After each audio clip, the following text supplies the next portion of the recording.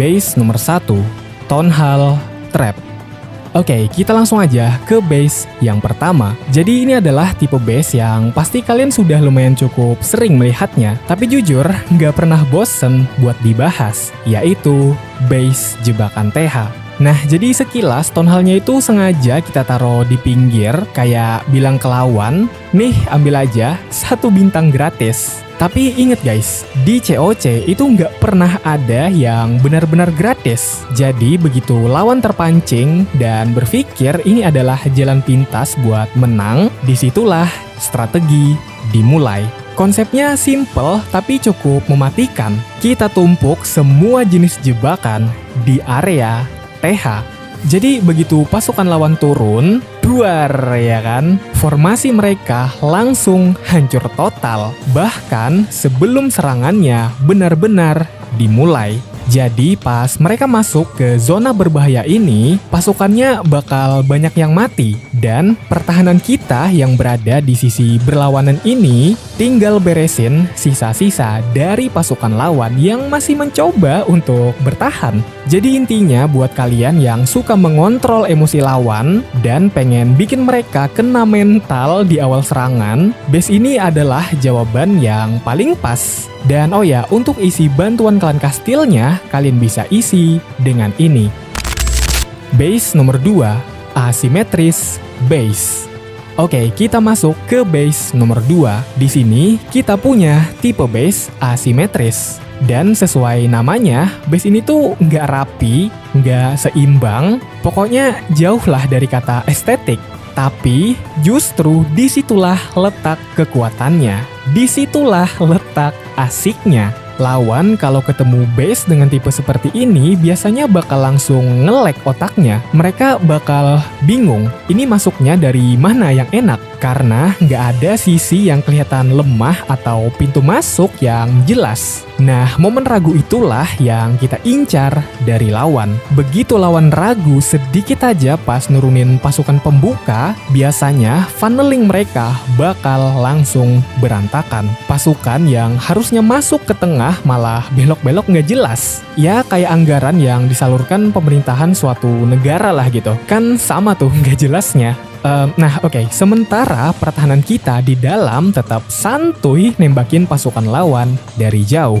Jadi singkatnya, base asimetris ini tugasnya cuma satu, bikin otak lawan bekerja 2 kali lebih keras sampai strateginya buyar sendiri. Nah, untuk isi bantuan klan kastilnya, kalian bisa isi dengan ini.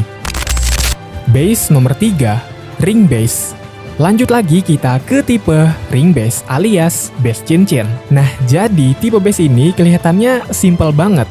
Tapi kalau kalian paham cara kerjanya, tipe base ini tuh salah satu yang paling bikin lawan frustasi pada saat menyerang. Ya termasuk gua juga sih, kadang tuh paling benci kalau ketemu ring base. Jadi inti dari ring base adalah menjaga area tengah sekuat mungkin dan seketat mungkin. Ya ibaratnya tuh kayak lagi menjaga harta hasil korupsi lah ya. Semua bangunan krusial termasuk tonhal itu ditaruh di lapisan paling dalam. Sedangkan di lapisan luar kita kasih bangunan yang fungsinya cuma satu, buat pengalihan isu. Jadi salah satu yang bikin ring base ini kuat adalah cara dia menjebak rute pasukan lawan. Pasukan tipe spam kayak naga atau juga witch mungkin biasanya bakal cuma muter-muter di area luar doang. Karena memang target terdekatnya kita taruh di sana semua. Nah jadi selama mereka asik muter-muter di luar, pertahanan kita punya cukup banyak waktu buat ngabisin mereka satu persatu. Intinya, kalau mereka nggak punya rencana matang buat nembus ke tengah, ya udah, tonhal kalian bakalan aman sentosa, nggak kesentuh sama sekali. Jadi sekali lagi, kalau kalian nyari base yang kuat buat nahan 1 bintang, ring base adalah pilihan paling teratas. Dan untuk isi bantuan klan kastilnya, kalian bisa isi dengan ini. Base nomor 4, simetris base.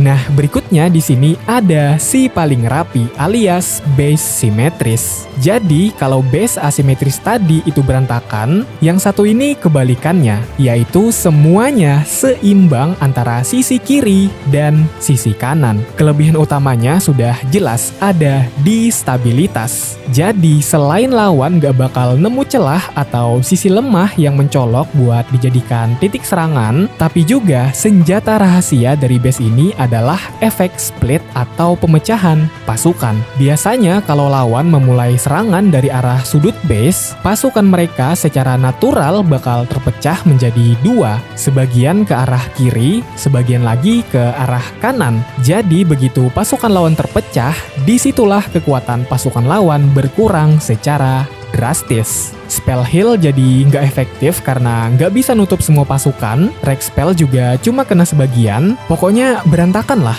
kayak masa-masa pemerintahan. Ujung-ujungnya pasukan mereka bakal kehabisan napas satu persatu. Bahkan sebelum mereka bisa sampai ke jantung pertahanan kita. Jadi intinya, base simetris ini cocok banget buat kalian yang pengen pertahanan solid, rata di semua sisi, dan bikin lawan kehilangan kendali di tengah-tengah serangan. Dan untuk isi bantuan klan kastilnya, kalian bisa isi dengan ini ya. Base nomor 5, Aesthetic Base. Nah, seperti biasa untuk penutup ada base bonus. Mungkin buat kalian yang lagi berfokus pada progres, pengen upgrade bangunan lebih tertata, base ini bisa jadi opsi pilihan sih. Intinya, ini base buat kalian yang lagi pengen main dengan mode santuy dan menikmati progres harian.